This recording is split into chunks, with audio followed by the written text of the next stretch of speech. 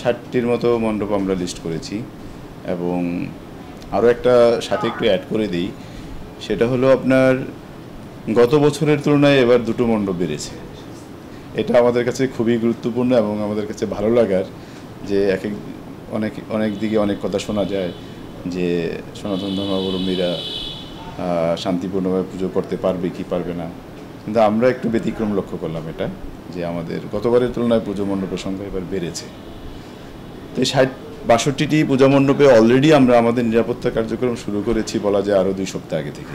ঢাকেশ্বরী মন্দিরটা কিন্তু দেখেন একটা ফরওয়ার্ড এরিয়ার মধ্যে, আপনি অন্য পুরাতন ঢাকা লালবাগ বললেই সবাই পুরাতন ঢাকা আমরা মনে করি, কিন্তু ঢাকেশ্বরী আশেপাশে রাস্তাঘাট তো বেশ প্রশস্ত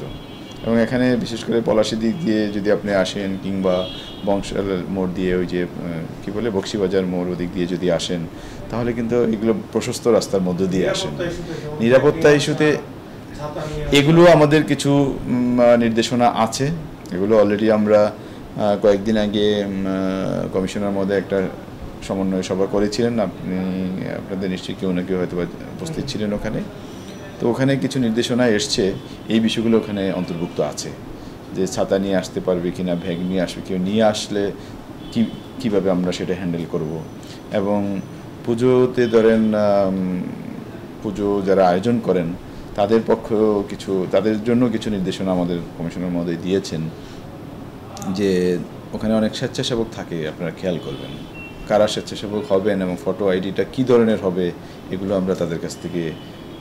চেয়ে পাঠিয়েছি যে আমাদেরকেও স্যাম্পল দেওয়ার জন্য। তো আমরা একসাথে যেমন স্বেচ্ছাসেবক যারা থাকবে তাদেরকেও আইডেন্টিফাই করতে পারবো, অ্যাট দ্য সেম টাইম অন্য যারা আসবে বিভিন্ন পার্সোনাল বিলঙ্গিং নিয়ে ব্যাগ বা অন্য কিছু, ওগুলাকে কীভাবে হ্যান্ডেল করবো ওইটারও একটা দিক নির্দেশনা আছে এবং আমরা একটা অলরেডি মেকানিজম ডেভেলপ করেছি এখানে আর কি।